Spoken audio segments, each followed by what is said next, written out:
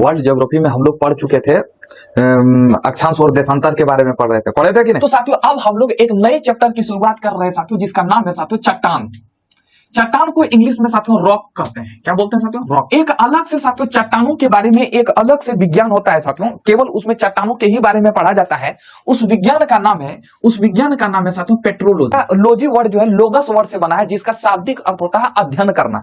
तो साथियों पेट्रोलॉजी मतलब पेट्रोलॉजी में किसका अध्ययन करते हैं साथियों? तो पेट्रोलॉजी में चट्टानों के बारे में हम लोग अध्ययन करते हैं। एक अलग इनका साइंस है अपना साथियों। आपके मन में एक बात यह उठी होगी साथियों कि चट्टान किसे कहते हैं साथियों? हमको कुछ भी नहीं पता है कि चट्टान होता क्या है साथियों। बस हमको ये पता है कि पृथ्वी का जो सतह है साथियों, बस हमको ये पता है कि साथियों कि पृथ्वी के सतह का जो निर्माण हुआ वो साथियों वो चट्टानों से हुआ है।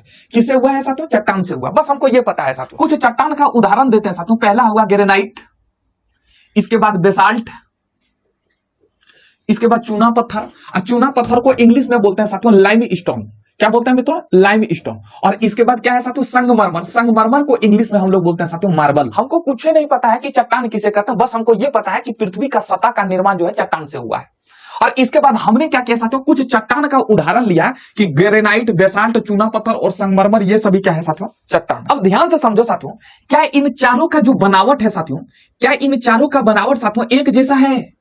इन चारों का जो बनावट है साथियों क्या एक जैसा है? इन चारों का बनावट एक जैसा नहीं है साथियों। तो इसका मतलब यह है साथियों, जब इन चारों का बनावट एक जैसा नहीं है साथियों, तो हम इसको चट्टान कैसे कह दिए साथियों? इन चारों का जब बनावट एक जैसा नहीं है साथियों, तो हम इसको चट्टान कहेंगे कैसे साथियों? इसका मतलब यह है साथियों कि इन चारों में कुछ ऐसा होगा साथियों जो कॉमन होगा साथियों। इन चारों में कुछ ऐसा होगा जो साथियों, जो चारों में कुछ कॉमन होंगे साथियों। कॉमन क्या होंगे साथियों? सबसे पहले देखो ये चारों क्या है साथियों? ठोस है। ये चारों क्या है साथियों? ठोस है। ग्रेनाइट भी ठोस है, बेसाल्ट भी ठोस है, चूना पत्थर भी ठोस है, संगमरमर भी क्या है साथियों? ठोस है। यानी कि इसका मतलब जो चट्टान जो भी होगा साथियों वो कैसा होगा साथियों? ठोस होगा। ठोस तभी होगा साथियों जब इसमें खनिज पाए जाएंगे साथियों। खनिज जो है कई तत्वों से मिलकर बना होता है साथियों, और तत्व किसे कहते हैं आपको केमिस्ट्री में पढ़ा चुके हैं साथियों। तो सबसे पहले ये है साथियों कि जो चट्टान होगा वो ठोस होगा, और चट्टान में जो खनिज पाएंगे 2 या 2 से अधिक खनिज पाए जाएंगे। आप पूछोगे साथियों खनिज किसे कहते हैं? तो पृथ्वी के अंदर दबे बहुमूल्य पदार्थ को क्या बोलते हैं साथियों? खनिज कहते हैं। जैसे साथियों कोयला भी क्या है साथियों? पृथ्वी के अंदर दबे बहुमूल्य पदार्थ है साथियों, सोना। तो इसका मतलब यह है साथियों कि ये जो चट्टान होगा साथियों, ये चट्टान होगा साथियों, उसमें 2 या 2 से अधिक खनिज पाए जाएंगे। अच्छा एक बात बताओ, जब चट्टान ठोस होगा साथियों क्या द्रव होंगे? द्रव बिल्कुल नहीं होंगे साथियों, गैस होंगे। तो चट्टान जो है गैस भी नहीं होंगे साथियों, ना ही द्रव होंगे साथियों। चट्टान कैसा होंगे साथियों? ठोस या कठोर होंगे साथियों, और साथ में क्या होगा साथियों? मुलायम भी होंगे साथियों। क्या होंगे साथियों? मुलायम भी होंगे साथियों। अब यहां से हम चट्टान की परिभाषा को लिख सकते हैं मित्रों। तो पृथ्वी का वह ठोस भाग साथियों, पृथ्वी का वह ठोस भाग साथियों जो 2 या 2 से अधिक खनिजों से मिलकर बना हो, 2 या 2 से अधिक खनिजों से मिलकर बना हो, उसे हम लोग क्या बोलते हैं साथियों? उसे हम लोग बोलते हैं चट्टान, रॉक्स। मतलब चट्टान जो भी होगा साथियों ठोस होगा, और ठोस होने के साथ साथ वो खनिजों से मिलकर बना होगा साथियों। तो वही साथियों हमने परिभाषा में लिखा, पृथ्वी का वह ठोस भाग जो 2 या 2 से अधिक खनिजों से मिलकर बना हो, उसे हम लोग क्या बोलते हैं मित्रों? रॉक्स कहते हैं या चट्टान कहते हैं साथियों। समझ में आया? तो चट्टान की परिभाषा को समझ लिए साथियों। अब साथियों हम लोग आगे बढ़ते हैं साथियों। अगर हम पृथ्वी की आंतरिक संरचना को देखें साथियों, पृथ्वी के अगर अंदर की संरचना को देखें साथियों, तो पृथ्वी के आंतरिक संरचना को देखने के बाद हमें यह पता चलता है कि पृथ्वी के सबसे अंदर वाले भाग को क्या बोलते हैं साथियों? कोर। इसके बाद बीच वाले भाग को क्या बोलते हैं साथियों? मेंटल। और सबसे बाहर वाले, सबसे ऊपर वाले भाग को हम लोग क्या बोलते हैं साथियों? क्रस्ट, या नहीं तो साथियों भूपर पट्टी। क्या बोलते हैं साथियों? भूपर पट्टी, या नहीं तो साथियों इसको पपड़ी भी बोलते हैं। क्या बोलते हैं साथियों? पपड़ी भी कहा जाता है। ठीक है, हम लोग कहां रहते हैं? मेंटल में, कोर में या क्रस्ट में साथियों? हम लोग कहां रहते हैं मित्रों? क्रस्ट के ऊपर में रहते हैं। इस भूपर पट्टी में 2000 से भी अधिक खनिज पाए जाते हैं साथियों, लेकिन 24 ऐसा खनिज होते हैं साथियों जो चट्टानों के निर्माण में भूमिका निभाते हैं साथियों। 24 में से 6 ही ऐसे खनिज होते हैं जो साथियों चट्टान के निर्माण में महत्वपूर्ण भूमिका निभाते हैं। लेकिन साथियों ये 6 का ज्यादा यूज होता है, और ये 18 का साथियों बहुत कम यूज होता है। ठीक है साथियों, तो पृथ्वी के आंतरिक सबसे अंदर वाले भाग को हम लोग क्या बोलते हैं साथियों? सबसे अंदर वाले भाग को कोर बोलते हैं। इसके बाद बीच वाले भाग को मेंटल, सबसे ऊपर वाले भाग को क्या बोलते हैं साथियों? भूपर पट्टी। हम लोग कहां रहते हैं साथियों? हम लोग रहते हैं भूपर पट्टी में। अब साथियों हम बात करेंगे कि ये चट्टान बना कैसे पृथ्वी। अब जो चट्टान बना है साथियों, ये चट्टान बना कैसे पृथ्वी पर? तो सबसे पहले ये चट्टान जो भी होगा साथियों ठोस होगा, और ठोस होने के साथ साथियों वो क्या होगा साथियों? 2 या 2 से अधिक खनिजों से मिलकर बना होगा। यही ना हम लोग समझे साथियों। अब हम लोग ये समझेंगे कि ये ससुरा चट्टान बना कैसे। तो साथियों हम लोग हेडिंग देंगे साथियों कि सबसे पहले चट्टान का निर्माण कैसे हुआ। चर्चा कर लेते हैं ना, क्या दिक्कत है भाई? हुआ क्या था साथियों? जब पृथ्वी की उत्पत्ति हुई थी साथियों, जब यानी कि साथियों पृथ्वी का जब जन्म हुआ था साथियों, तो उस समय जो पृथ्वी था आग का गोला था साथियों। इंग्लिश में इसे हम लोग बोलते हैं रिंग ऑफ फायर साथियों। जब पृथ्वी का जन्म हुआ था साथियों, तो उस समय पृथ्वी आग का गोला था साथियों, एकदम धधकता हुआ आग का गोला था। आग का गोला क्यों होगा साथियों? क्योंकि इसका तापमान बहुत ही ज्यादा था साथियों, तापमान ज्यादा था, लमसम में साथियों 6000 डिग्री सेल्सियस इसका तापमान था साथियों। वर्तमान में अगर पृथ्वी के सतह का तापमान को देखें साथियों, तो आपको कितना मिलेगा साथियों? तो आपको मिलेगा साथियों 15 से 16 डिग्री टेम्परेचर। समय जब पृथ्वी की उत्पत्ति हुई थी साथियों, तो उस समय पृथ्वी का तापमान, पृथ्वी आग का गोला था, धधकता हुआ आग का गोला था, और आग के गोला को हम लोग रिंग ऑफ फायर कहते हैं। यानी कि आग का गोला तभी होगा साथियों जब इसका तापमान अधिक होगा। तापमान दोस्तों 6000 डिग्री सेल्सियस था। सोचो कि इनका क्या स्थिति हुआ होगा साथियों। वर्तमान में जो टेम्परेचर है 15 से 16 डिग्री है पृथ्वी के सतह का टेम्परेचर। इसका मतलब ये साथियों ये ठंडा हुआ होगा, शीतलीकरण हुआ होगा साथियों। पहले 6000 डिग्री था साथियों, अभी वर्तमान में 15 से 16 डिग्री, इसका मतलब ठंडा हुआ होगा साथियों। जब ठंडा हुआ साथियों, तो ठंडा होगा साथियों, तो क्या होगा? तापमान कमा होगा साथियों। और जब तापमान कमेगा साथियों, तो पृथ्वी का जो बाहरी भाग है साथियों, पृथ्वी का जो बाहरी भाग है साथियों, वो कैसा हुआ होगा साथियों? वो ठंडा हुआ होगा साथियों। पृथ्वी का बाहरी भाग कैसा हुआ होगा साथियों? ठंडा हुआ होगा। और जब ठंडा हुआ होगा साथियों, तो वो कैसा होगा साथियों? ठोस में बदल गया होगा साथियों। तो इसी का तो नाम है साथियों चट्टान। प्रारंभिक अवस्था में साथियों पृथ्वी आग का तपता हुआ गोला था साथियों, तब तो पृथ्वी थी रिंग ऑफ फायर, आग का धधकता हुआ आग का गोला था। क्यों साथियों? क्योंकि टेम्परेचर अधिक था साथियों। फिर धीरे धीरे क्या हुआ साथियों? शीतलीकरण की प्रक्रिया हुई। शीतलीकरण की प्रक्रिया के परिणाम स्वरूप तापमान कमा साथियों। जब तापमान कमा तो बाहरी भाग पृथ्वी का सतह क्या हुआ साथियों? बाहरी भाग साथियों ठंडा हुआ और ठंडा होने के बाद साथियों ठोस में बदल गया, और इसी ठोस वाले भाग को हम लोग क्या बोलते हैं मित्रों? चट्टान का। तो चट्टान का निर्माण कैसे हुआ, इस प्रोसेस को आप लोग समझ गए मित्रों। अच्छा एक बात बताओ साथियों, जो पहली बार चट्टान का जो निर्माण हुआ, इस चट्टान का जो निर्माण हुआ कैसे हुआ साथियों? ठंडा होने से हुआ। तो जब पहली बार इस चट्टान का निर्माण हुआ ठंडा होने से हुआ साथियों, पहली बार हुआ ठंडा होने से, तो साथियों इसलिए इस चट्टान को हम लोग प्राथमिक चट्टान भी कहते हैं। क्या बोलते हैं साथियों? प्राथमिक चट्टान, प्राइमरी रॉक्स कहा जाता है साथियों। ये है साथियों पृथ्वी। पृथ्वी का जो बाहरी भाग है साथियों, ये जो बाहरी भाग है साथियों, ये बाहरी भाग क्या हुआ होगा साथियों? ठंडा हुआ होगा। अब जब बाहरी भाग ठंडा होगा साथियों, तो ये ठंडा होने के बाद साथियों क्या होगा साथियों? कठोर होगा, यानी कि ठोस होगा साथियों। और जब ठोस होगा साथियों, तो इसी को हम लोग चट्टान कह दिए साथियों। लेकिन साथियों इसी को हम लोग स्थल मंडल भी कहते हैं साथियों। इंग्लिश में बोलते हैं लिथोस्फेयर साथियों। ये जो बाहरी भाग है मित्रों, ये बाहरी भाग क्या हुआ साथियों? ठंडा जब हुआ होगा, तो ठंडा हुआ होगा साथियों एक साथ जुड़ा होगा, एक साथ रहा होगा ना साथियों, एक साथ जुड़ा होगा। और जब एक साथ जुड़ा होगा साथियों, तो इसी को क्या कहा गया साथियों? महाद्वीप कहा गया। इसी को क्या कहा गया साथियों? महाद्वीप कहा गया। क्या ये पृथ्वी है साथियों? तो ये जो एक भाग जो जुड़ा होगा साथियों, जो बड़ा भाग जो जब ठंडा हुआ होगा, तो बड़का भाग जुड़ा होगा, एक बड़ा सा भाग एक साथ जुड़ा होगा। तो इसी भाग को क्या कहा साथियों? इसी भाग को महाद्वीप कहा गया, और इस महाद्वीप का नाम दे दिया साथियों पेंजिया महाद्वीप। इस महाद्वीप के अगल बगल में जो पानी भरा साथियों, इस महाद्वीप के अगल बगल में जो पानी भरा साथियों, तो सागर का निर्माण हुआ। उस सागर को कहा गया पेंथिलासा महासागर। अब साथियों ये पृथ्वी है साथियों, ये क्या है साथियों? पृथ्वी है। अब ये पृथ्वी का साथियों ये बाहरी भाग है साथियों, ये जो हम रेड कलम से लिख रहे हैं साथियों, वे पृथ्वी का क्या है साथियों? और पृथ्वी का बाहरी भाग है मित्रों। ध्यान से समझना मित्रों, समझ में आएगा। अब जब ये पृथ्वी का बाहरी भाग है साथियों, तो ये क्या हुआ साथियों? ये ठंडा है। ये पृथ्वी का जो बाहरी भाग है साथियों, ये क्या ठंडा है साथियों। लेकिन आंतरिक भाग है साथियों, अब आंतरिक भाग क्या है साथियों? जो आंतरिक भाग है साथियों, आंतरिक भाग क्या है साथियों? बाहरी भाग की अपेक्षा में साथियों गर्म है। बाहरी भाग की अपेक्षा में साथियों क्या है साथियों? गर्म है। अंदर का भाग क्या है साथियों? गर्म है। और बाहरी भाग क्या है साथियों? ठंडा है। अब कोई भी चीज ठंडा होगा तो धीरे धीरे ठंडा होगा मित्रों। जैसे अगर हम इस बोतल में साथियों, अगर इस बोतल में अगर हम पानी को गर्म करेंगे, अगर इस बोतल के पानी को गर्म करेंगे, तो साथियों पहले पानी जो गर्म होगा साथियों, नीचे वाला पानी पहले गर्म होगा, इसके बाद धीरे धीरे ऊपर पानी गर्म होगा साथियों। तो उसी तरह साथियों इसमें तो ऊपर वाला जो भाग था साथियों, जो ये ऊपर वाला भाग था पहले ठंडा हुआ, और नीचे वाला भाग धीरे धीरे ठंडा होगा। तो नीचे वाला भाग क्या है साथियों? गर्म है।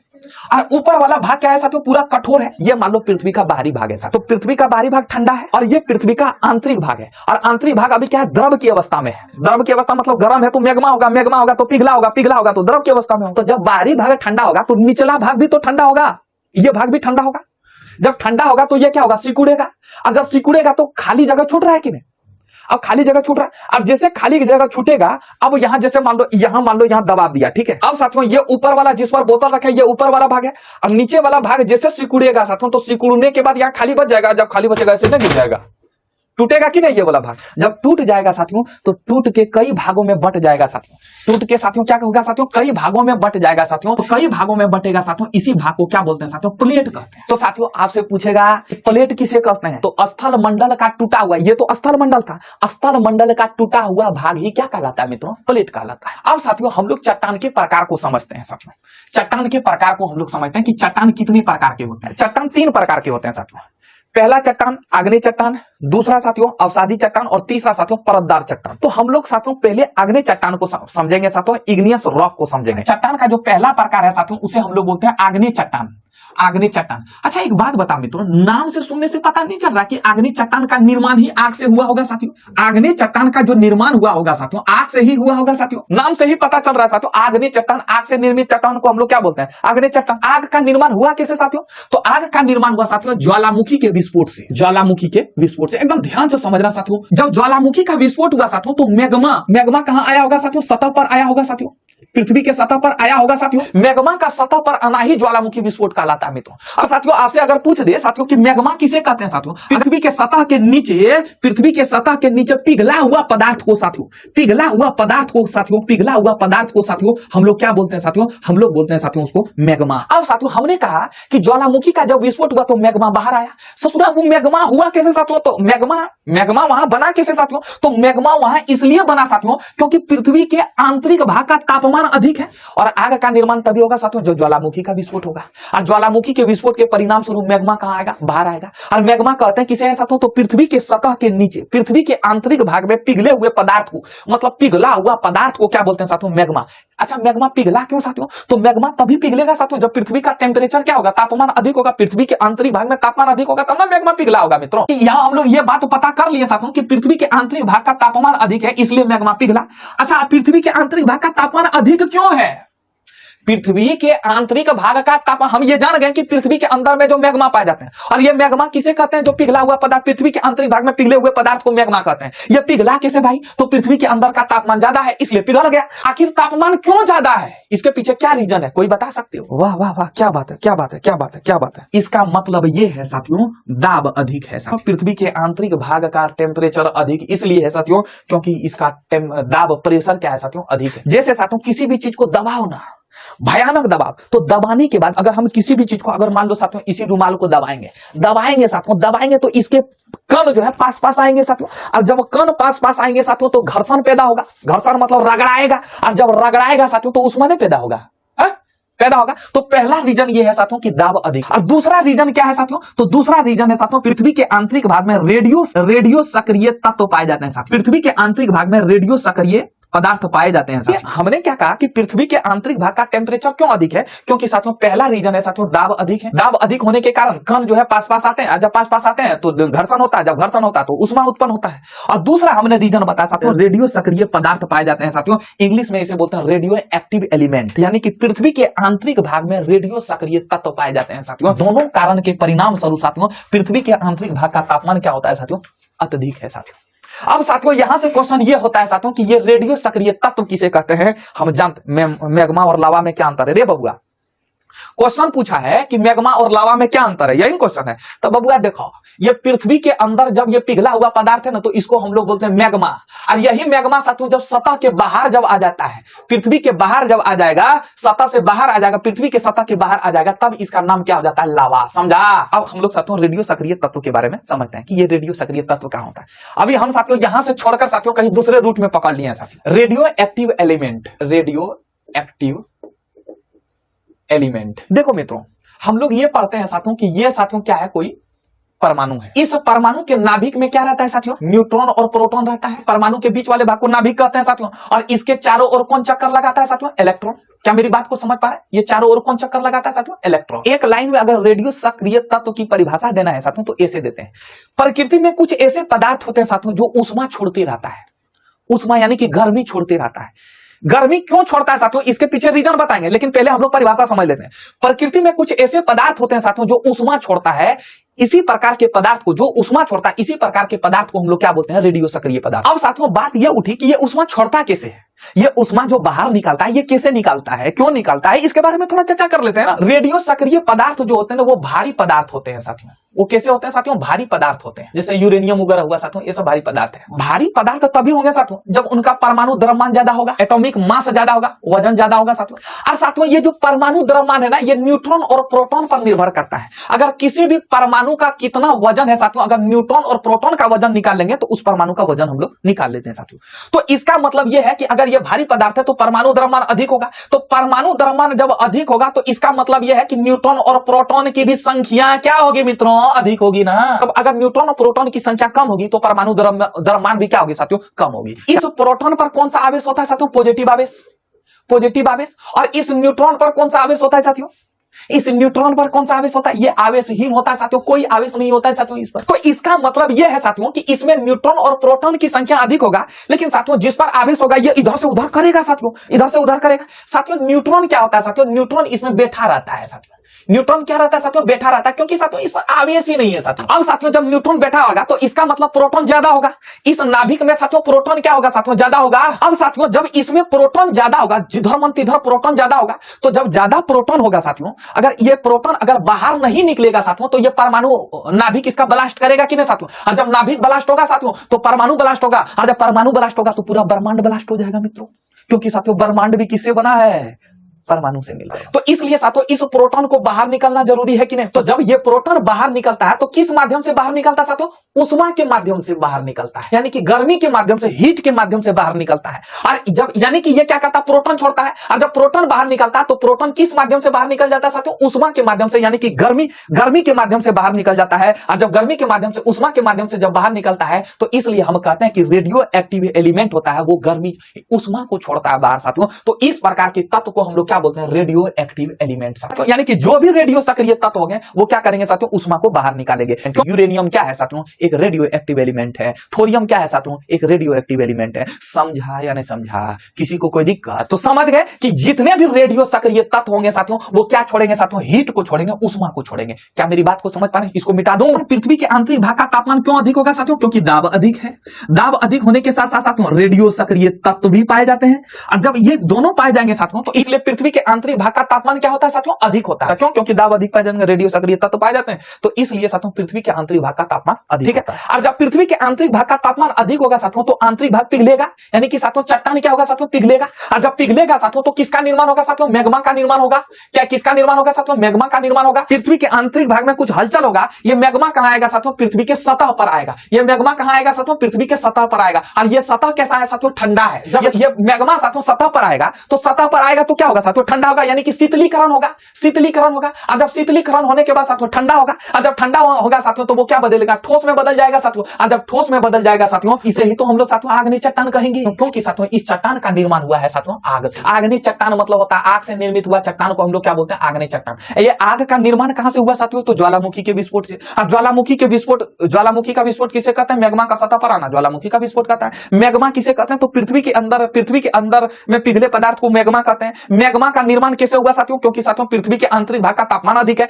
पृथ्वी के आंतरिक भाग का तापमान अधिक क्यों है साथियों? क्योंकि दाब अधिक है, और साथ में साथियों रेडियो एक्टिव एलिमेंट भी पाए जाते हैं साथियों। तो रेडियो एक्टिव एलिमेंट के परिणाम स्वरूप पृथ्वी का तापमान अधिक होता है। पृथ्वी के आंतरिक भाग का तापमान जब अधिक होगा तो चट्टानें पिघलेगी, और जब चट्टानें पिघलेगी तो मैग्मा का निर्माण होगा। और जब मैग्मा का निर्माण होगा तो ये मैग्मा का जब निर्माण होगा तो पृथ्वी के आंतरिक हलचल के कारण मैग्मा सतह पर आएगा, यानी कि पृथ्वी के बाहर आएगा। मैग्मा साथियों सतह के बाहर आएगा, और जब बाहर आएगा तो ठंडा होगा, यानी कि शीतलीकरण होगा। और जब शीतलीकरण होगा तो ठोस में बदल जाएगा, और जब ठोस में बदल जाएगा साथियों इसी चट्टान को साथियों हम लोग क्या बोलते हैं? आग्नेय चट्टान। आग्नेय चट्टान का निर्माण कैसे हुआ हमने आपको ये कॉन्सेप्ट दे दिया साथियों। अब साथियों हम लोग आग्नेय चट्टान की विशेषताओं को समझते हैं। ये क्या हुआ साथियों? लावा के ठंडा होने से, यानी कि लावा के शीतलीकरण से बना है साथियों। आग्नेय चट्टान का निर्माण किससे हुआ साथियों? लावा के शीतलीकरण से। और ये चट्टान कैसी होती है साथियों? ये कठोर चट्टान है। क्यों कठोर होते हैं साथियों? इनके कण साथियों पास होते हैं साथियों। इनके पार्टिकल क्या होते हैं साथियों? पास होते हैं, इसलिए साथियों ये कठोर होते हैं। ये जो आग्नेय चट्टान का जो निर्माण हुआ लावा के शीतलीकरण से, लावा के ठंडा होने से। लावा किसे कहते हैं? बाहर वाले भाग को लावा। मैग्मा जब बाहर आता है उसे लावा कहता है। लावा जब ठंडा हुआ तो आग्नेय चट्टान का निर्माण हुआ, और जब आग्नेय चट्टान का निर्माण हुआ तो कठोर हुआ। कठोर क्यों हुआ साथियों? क्योंकि कण आसपास होते हैं साथियों। और तीसरा साथियों ये क्या होते हैं साथियों? अपारगम चट्टान के उदाहरण है। एक वर्ड होता है साथियों पारगम्य, एक वर्ड होता है साथियों पारगम, और एक वर्ड होता है साथियों अपारगम। अपारगम। चट्टान पर, ये चट्टान है साथियों, अगर इस पर पानी गिराए साथियों, पानी गिराए, अगर पानी रीस रीस कर नीचे आ जाता है साथियों, रीस रीस कर नीचे आता है तो उसे हम लोग क्या बोलते हैं साथियों? पारगम। और रीस रीस कर नहीं नीचे आता, अगर रीस रीस कर नीचे पानी ना आए साथियों तो उसे हम लोग क्या बोलते हैं? अपारगम। तो अपारगम चट्टान कौन है साथियों? आग्नेय चट्टान। आग्नेय चट्टान क्या है साथियों? अपारगम चट्टान। किसी को कोई दिक्कत? और इस चट्टान में साथियों क्रिस्टल पाए जाते हैं, रवेदार होते हैं। ये चट्टान जो होते हैं क्या साथियों? इसमें क्रिस्टल या रवेदार होते हैं साथियों, क्रिस्टल पाए जाते हैं साथियों। ये क्रिस्टल क्या होता है साथियों? तो देखो यार, जब हम पानी को गर्म करते हैं ना साथियों, जब पानी को गर्म करते हैं तो बुलबुला ऐसे आने होता है, बोतलवा के ढक्कन बंद, देखो ना बगल में बुलबुला आता है बुलबुले को ही साथियों हम लोग क्या बोलते हैं? क्रिस्टल। क्या बोलते हैं साथियों? क्रिस्टल या रवेदार कहते हैं। और इसी तरह क्या होता है साथियों कि ये जो चट्टान होते हैं, आग्नेय चट्टान में क्या पाए जाते हैं? रवेदार क्रिस्टल पाए जाते हैं। क्योंकि साथियों जब मैग्मा जब गर्म होता है ना, जब मैग्मा गर्म होता है तो वही बीचम भुड़भुड़िया नियर रहता है साथियों, बुलबुला टाइप का रहता है। तो इसलिए साथियों ये जो चट्टान में साथियों, आग्नेय चट्टान में क्रिस्टल पाए जाते हैं। ये आग्नेय चट्टान जो है रवेदार होते हैं। क्या इसमें जीव जंतु पाए जाएंगे? क्या इसमें साथियों जीव जंतु पाए जाएंगे? बिल्कुल नहीं पाए जाएंगे। इसमें जीवाश्म नहीं पाए जाएंगे साथियों। क्यों साथियों? जो जीवाश्म पाए जाएंगे साथियों तो गर्म था साथियों, पूरा जला देगा मित्र। इसमें जीवाश्म नहीं पाए जाएंगे। और जब जीवाश्म नहीं पाए जाएंगे साथियों तो जीवाश्म ईंधन भी नहीं पाए जाएंगे। इन चट्टानों में साथियों खनिज की उपस्थिति होंगे साथियों। इन चट्टानों में खनिज पाए जाएंगे साथियों, क्योंकि चट्टान का परिभाषा ही लिखा है, पृथ्वी का वह ठोस भाग, पृथ्वी का वह ठोस भाग जिसमें 2 या 2 से अधिक खनिज पाए जाते हैं, उसे हम लोग क्या बोलते हैं? चट्टान। तो आग्नेय चट्टान में खनिज पाए जाएंगे, लोहा निकेल वगैरह वगैरह साथियों, ये आग्नेय चट्टान में पाए जाएंगे। अब एक बात बताओ यार, आग्नेय चट्टान का निर्माण ही हुआ है साथियों ज्वालामुखी के विस्फोट से।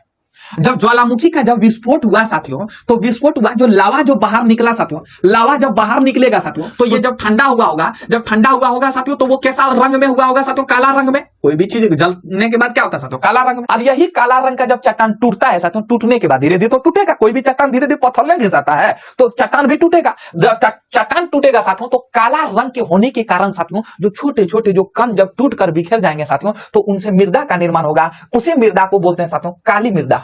क्या बोलते हैं साथियों? काली मृदा। काली मृदा क्यों कहा जाता है साथियों? क्योंकि साथियों इन चट्टान का निर्माण ही लावा से हुआ है, और लावा जब बाहर आएगा तो ठंडा होगा, जब ठंडा होगा तो रंग काला होगा, जब काला होगा तो फिर अपक्षयन होगा साथियों, यानी कि टूटेगा बिखरेगा साथियों, और टूटने बिखरने के बाद साथियों काली मृदा का निर्माण होगा। और ये काली मृदा का जब निर्माण होगा साथियों तो यह मृदा साथियों कपास की खेती के लिए बहुत ही इंपॉर्टेंट होता है साथियों, इसलिए इस मृदा को कपासी मृदा भी कहा जाता है। समझा? किसी को कोई दिक्कत? तो साथियों ये था आपका आग्नेय चट्टान की विशेषताएं। आगे की क्लास हम लोग कल देखेंगे।